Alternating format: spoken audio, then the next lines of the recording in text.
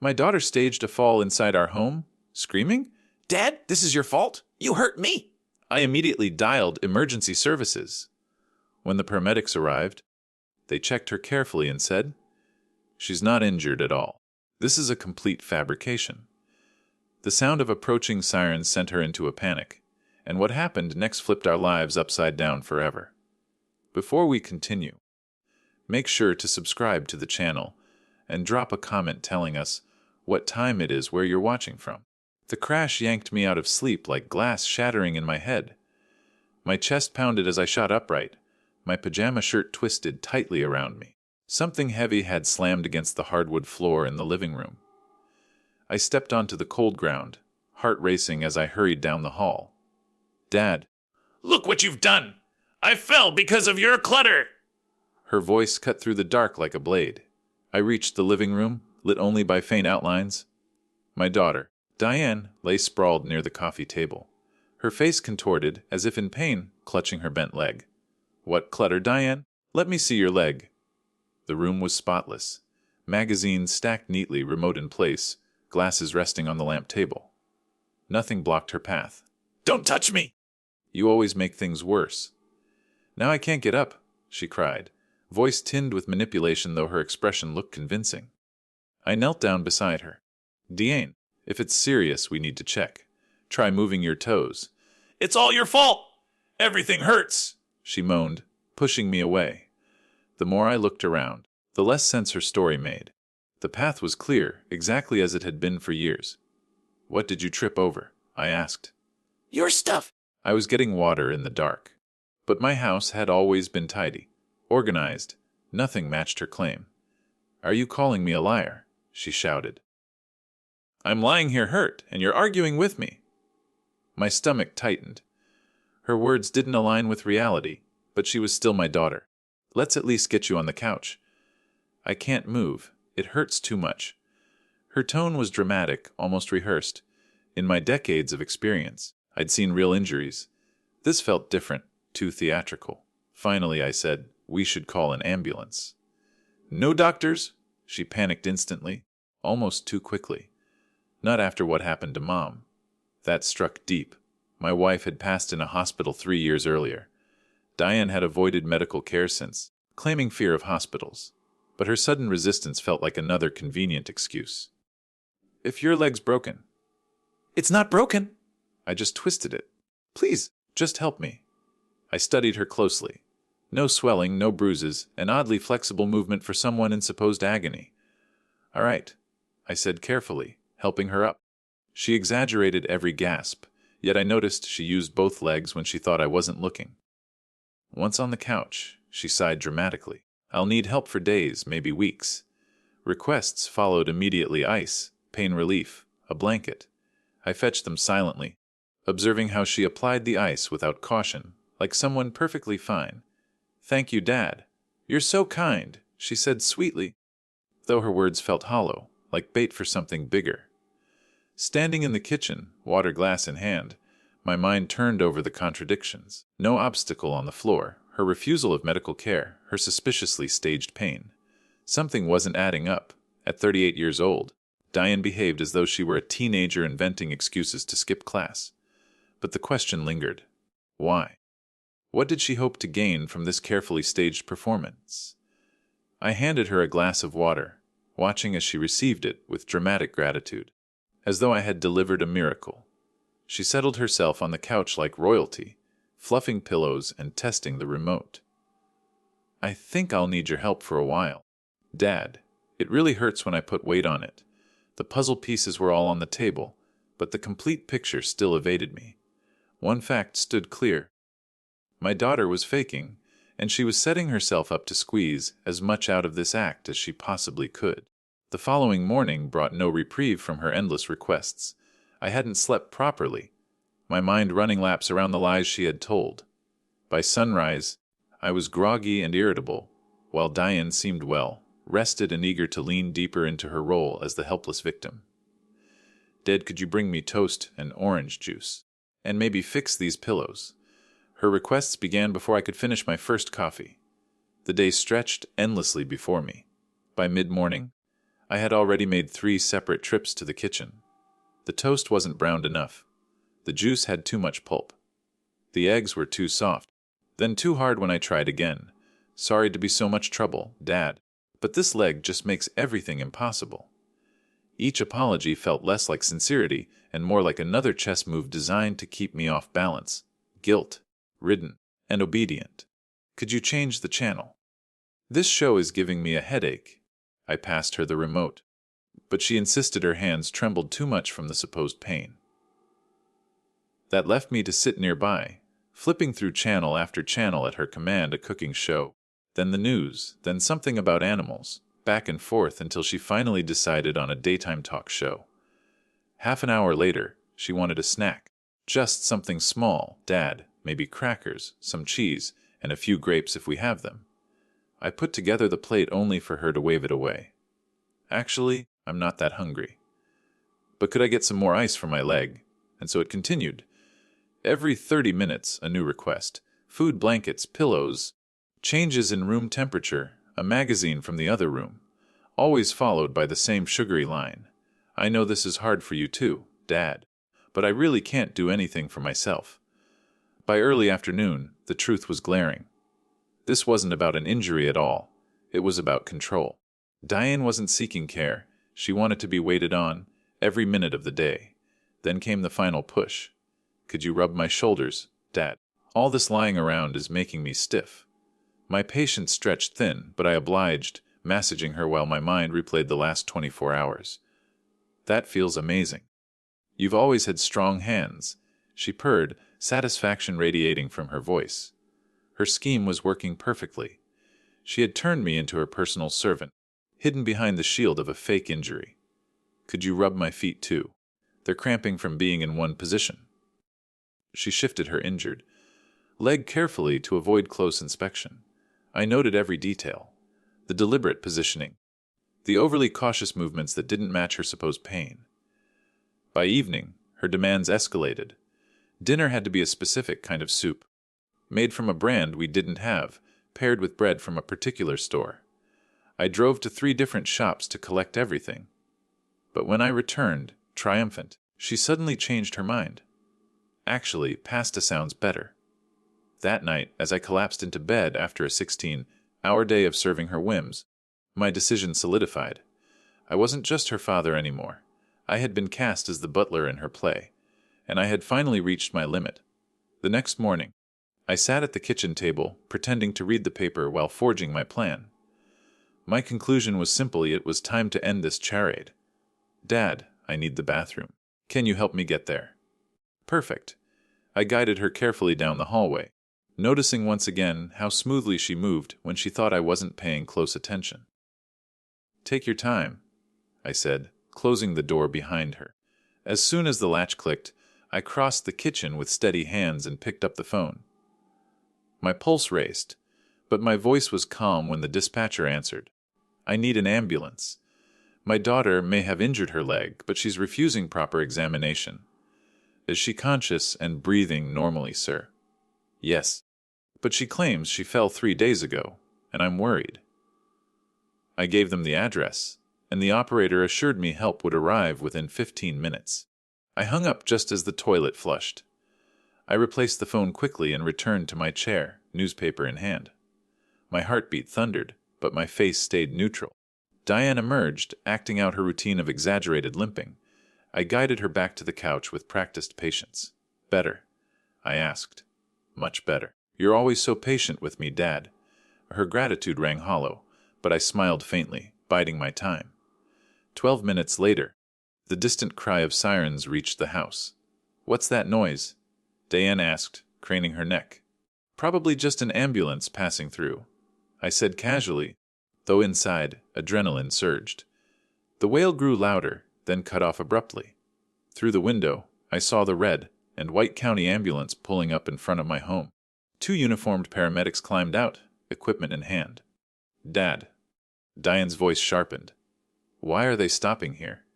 A knock sounded on the front door. My chest tightened, but I forced a look of confusion onto my face.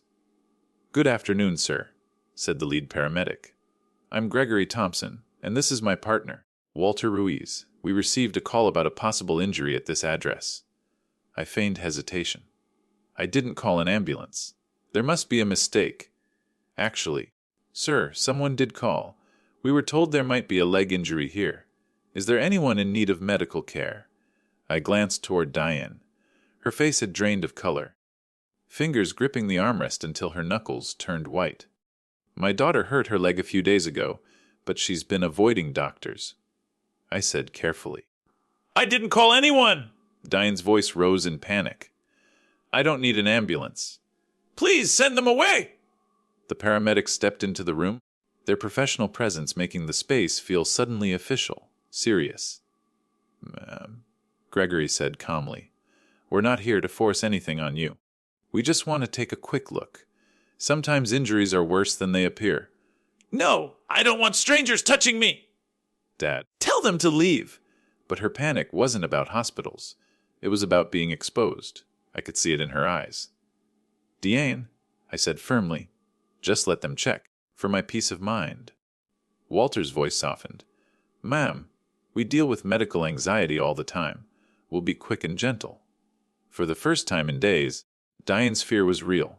Not of pain, not of doctors, but of the truth finally being uncovered. Gregory unpacked his kit on the coffee table, his motion steady, practiced. Walter positioned himself nearby, studying Diane carefully. All right, ma'am, Gregory said. Just a simple exam of the leg. And at last, the moment of truth was upon us. Nothing invasive. Nothing harsh, Gregory assured softly. We'll be as gentle as we can. Deanne's eyes darted around the room like a cornered animal, flicking between the medics, me, and the front door as if mapping escape routes. But there was nowhere left to go. Refusing treatment in front of trained professionals would only draw suspicion. Fine, she murmured at last, her voice so thin it barely reached us. Just do it quickly. Gregory lowered himself to one knee with a quiet efficiency, setting his medical kit neatly on the coffee table. Every instrument was laid out in order, gleaming like a surgeon's tools. Let's begin with some basics, he said calmly. When did this injury occur? 3 days ago, Diane replied. I slipped in the living room. Her tone stayed even, but tension bunched in her shoulders. Did you notice any swelling or bruising then? A little, she said quickly. It's better now. Gregory's hands moved with steady precision as he examined her leg, fingertips pressing lightly for tenderness or anything abnormal. Show me where it hurts the most, he said. She gestured vaguely at her knee, then at her ankle. The inconsistency didn't escape him. He jotted something onto his clipboard. I'm going to check your range of motion. Tell me immediately if you feel sharp pain. What followed was a careful, systematic evaluation, flexibility, rotation, ability to bear weight, all done with the thoroughness of a scientist. Walter, his partner, recorded notes as they went. The outcome was undeniable: full movement, no swelling, no bruising, no tenderness, no trace of a genuine injury. Ma'am, Gregory said evenly, I'm not finding any evidence of significant trauma. Your leg appears normal. That's when Diane slipped. She leaned toward him, lowering her voice but not enough to keep Walter or me from hearing. Doctor, she whispered, if you just put down that it's a minor sprain, I'll give you $500, cash. The silence was immediate and heavy. Gregory's pen froze. Walter's eyebrows shot up. The air in the room went razor sharp. Mom, I'll pretend I didn't hear that, Gregory said quietly. But I can only record what the medical evidence shows. He completed the rest of the assessment without another word, documenting every detail with meticulous care. When he finished, he motioned for me to step into the kitchen. Sir, he said in a low voice once we were alone, your daughter shows no physical injury. No swelling, no bruising, no restriction of movement. Nothing. And she just tried to pay me to falsify my report. That's attempted bribery, and I have to record it. The confirmation of everything I'd suspected hit me like a weight.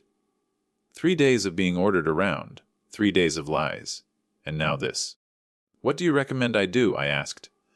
That's a family decision, Gregory replied. But medically speaking, she's fine. Whatever's stopping her from functioning isn't physical. He finalized his paperwork, noting the bribe attempt, while Walter packed their equipment with an uneasy expression. "We'll be submitting this to our supervisor," Gregory said before they left. Standard procedure when bribery is involved. I watched the ambulance disappear around the corner, swallowed by afternoon shadows on Baxter Street. The silence left behind was thick with truth. Diane sat frozen on the couch, the performance of injury abandoned now that the medics were gone. The act was finished. The reckoning had arrived. I walked back into the living room. Diane still perched on the couch, looking almost smug, probably assuming the medics had believed her. "That wasn't so bad, was it?" she said, a faint smile on her lips. "I told you it wasn't serious. Just a sprain." "Actually, Diane," I said evenly. "They think it might be a minor sprain. They suggested we keep an eye on it." Her eyes lit up like a slot machine jackpot. In an instant, she shifted from victim to opportunist. "See, I knew something was wrong. Now you owe me for all of this." Her pivot was so fast it almost stunned me. "Owe you?" I asked. "Compensation," she said firmly. "For pain, for medical treatment, for everything I've been through because of your house." She straightened up, her injury forgotten. The mask was off. "I've been thinking," she continued. "I want $50,000, cash, for treatment, moving expenses, and the trauma you caused." The number struck me like a physical blow, not just for its size, but for how carefully it had been chosen. This wasn't a desperate plea. It was a calculated demand. "Diane, that's absurd. Even if you were badly hurt." "Oh, but I am badly hurt. And if you refuse, maybe I should call the police. Tell them about your negligence. Unsafe conditions. How my elderly father caused me to fall." Her voice was chillingly matter of fact. She had rehearsed this. "Or maybe I'll tell the neighbors. Mrs. Chen, the Rodriguezes. Everyone will know how you refused to help your own daughter." Each threat landed like a hammer, aimed at exactly what I valued most, my reputation. "Diane," I said quietly, "this is extortion. This is justice." She snapped. "You caused this. Now you need to fix it." Her tone had hardened into something I barely recognized. "I need the money by Friday. Cash. Or we have a bigger problem than just a sprained ankle." A Friday, 3 days away. Just enough time to pressure me into acting without thinking. "And if I don't?" I asked. "Then everyone will know exactly what kind of father you are," she said coldly. "The kind who hurts his daughter and abandons her when she needs help." A chill slid down my spine.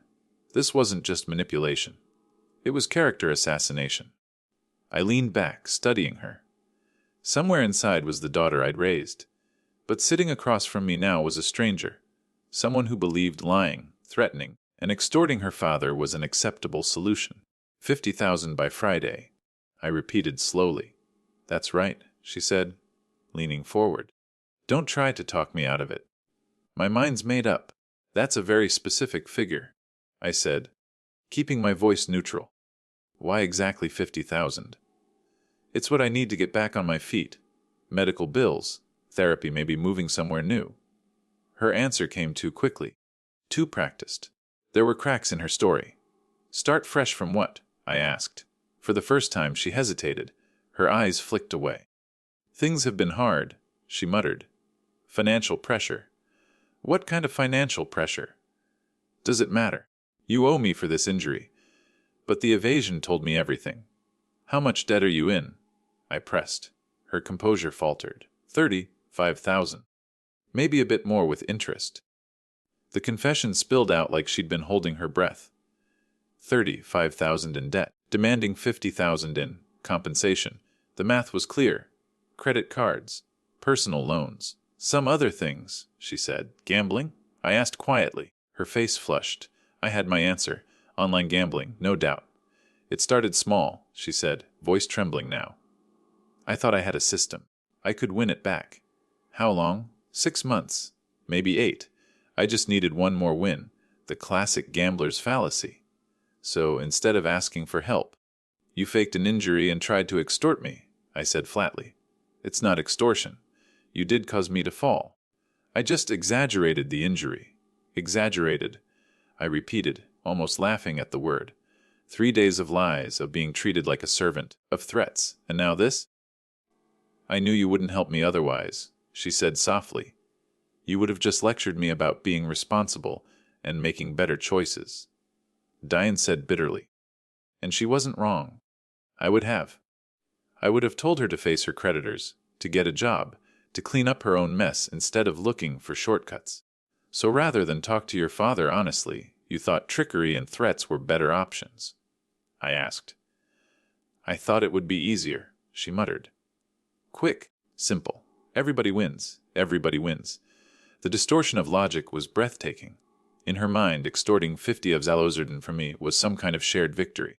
And if I just handed you the money, I pressed. I'd have paid my debts. Started over, become the daughter you wanted me to be. The daughter I wanted her to be. As though decency and integrity could be bought with enough cash. Diane, I said firmly, do you realize what you're asking? You want me to reward one of the most elaborate lies you've ever told by giving you enough money to repeat the cycle somewhere else. I wouldn't do it again, she insisted. This would fix everything. But we both knew it wasn't true. Anyone willing to go this far to dodge consequences wasn't suddenly going to develop accountability, just because she'd gotten away with it once. I studied her face. My daughter, yet, in this moment, a stranger who had perfected deception inside my own house. Diane, the paramedics found nothing wrong. Not a bruise. Not even swelling, I said flatly. The words dropped between us like a grenade. Her expression flickered, disbelief chasing panic. What? No. That can't be right. I have a sprain. No discoloration. No swelling. No restricted movement.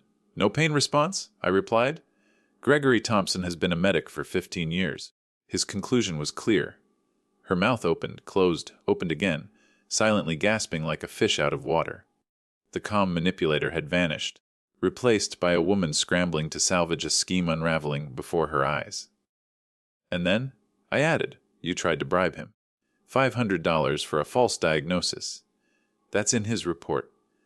Color drained from her face so fast I thought she might faint. She must have believed her whispered offer had gone unheard. I didn't. A $500 cash for a fake sprain, I recited coolly. Those exact words are recorded in the county incident report. I slid a folded slip of paper from my pocket. Just a grocery receipt, but she was too panicked to look closely.